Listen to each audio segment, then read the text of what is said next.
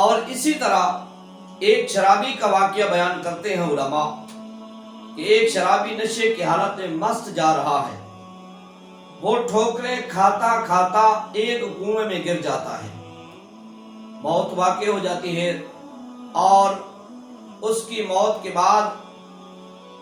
جب اس کو دفنا دیا جاتا ہے غسل کفن اور نماز جنازہ پڑھانے کے بعد، چند دنوں کے بعد کسی صاحب نے اس کو خواب میں دیکھا اور پوچھا ما فعل اللہ بک یا اخی، کہ اے بھائی اللہ عز و جل نے تیرے ساتھ کیا معاملہ فرمایا ہے؟ تو اس نے جواب دیا کہ اللہ عز و جل نے مجھے بخش دیا ہے، مجھے اللہ تعالیٰ نے جنت عطا فرما دی ہے۔ تو اس سائل نے بڑی حیرت کے ساتھ پوچھا کہ تو شرابی تھا؟ تو جواب یہ ملا کہ واقعی میں شرابی تھا اور میری موت بھی شراب کی حالت میں ہوئی، یعنی نشے کی حالت میں، مگر اللہ عز و جل کا کرم جو ہے وہ اس انداز سے ہوا کہ میں نشے کی حالت میں جھومتا ہوا دھت نشے کی حالت میں تھا، تو میری نظر ایک کاغذ کے ٹکڑے پر پڑی، میں نے اس کو اٹھایا تو دیکھا بسم اللہ الرحمن الرحیم اس پر لکھا ہوا تھا۔ دشمنان اسلام یہ شروع سے چلتے آ رہے ہیں،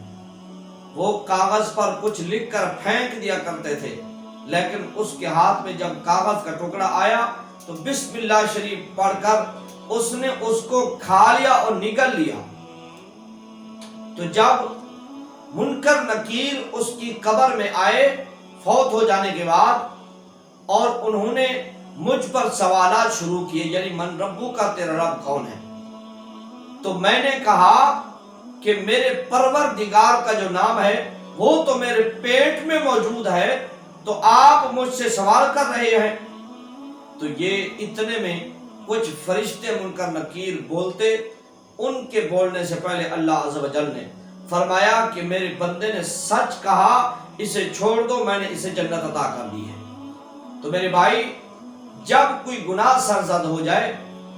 تو اس وقت تاخیر نہیں کرنی، اللہ عز و جل سے معافی طلب کرنی ہے۔ یہ گناہگاری، یہ سیاہکاری اور بدکاری یہ کہیں پیچھے رہ جاتی ہے، اللہ عز و جل کی رحمت، اللہ عز و جل کی مہربانی اور اس کا فضل جو ہے وہ کہیں اس سے زیادہ قیمتی اور بڑھ کر ہے۔ یوں کہیں کہ جہاں گناہگار کے گناہوں کی انتہا ہوتی ہے وہاں رب کی رحمت کی ابتدا ہوتی ہے۔ تو کسی نے کیا خوب کہا کہ زاہد نگاہ رند سے کسی رند کو نہ دیکھ، شاید کہ اس کریم کو تو ہے کہ وہ پسند۔ اور اسی طرح حضرت عبداللہ بن عباس رضی اللہ تعالیٰ عنہ روایت فرماتے ہیں، پیارے آقا علیہ السلام نے ارشاد فرمایا، جب استاد بچے کو پڑھانے کی غرض سے، بچے کو سمجھانے کی غرض سے جب اسے کہتا ہے کہ بچے کہو بسم اللہ الرحمن الرحیم، تو اللہ عز و جل اس استاد کی بھی بخشش فرما دیتا ہے اور اس کے بچے کے والدین کی بھی نجات لکھ دی جاتی ہے۔ تو بات کرنے کا مقصد یہ ہے کہ ہم مانگیں تو صحیح نہ، تو کتنا پرکٹھن اب معاملہ کیا ہے؟ معاملہ یہ ہے کہ ظاہری طور پر وہ نشے کی حالت میں مر رہا ہے،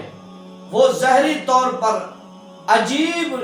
گری ہوئی حالت میں مر رہا ہے، لیکن بسم اللہ کی برکت سے اللہ عز و جل نے اسے جنت عطا کر دی۔ تو کہا کہ اے میرے بندے، جہاں تیرے گناہوں کی انتہا ہوتی ہے تو گناہ کر کر کے تھک جائے،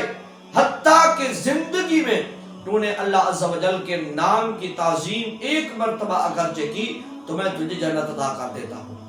تو بات کرنے کا مقصد یہ ہے کہ دین اسلام کی حقانیت اور اللہ عز و جل کے نام کی جو فیوز و برکات ہیں وہ گننے سے بے شمار ہیں۔ تو بندہ جتنا ہی بھاگتا رہے، آخر اس کی نجات اور اس کے سکون اور اطمینان کا جو سامان ہے وہ ذکر الہی میں موجود ہے۔ ذکر الہی میں سب سے زیادہ بسم اللہ الرحمن الرحیم کو فضیلت حاصل ہے۔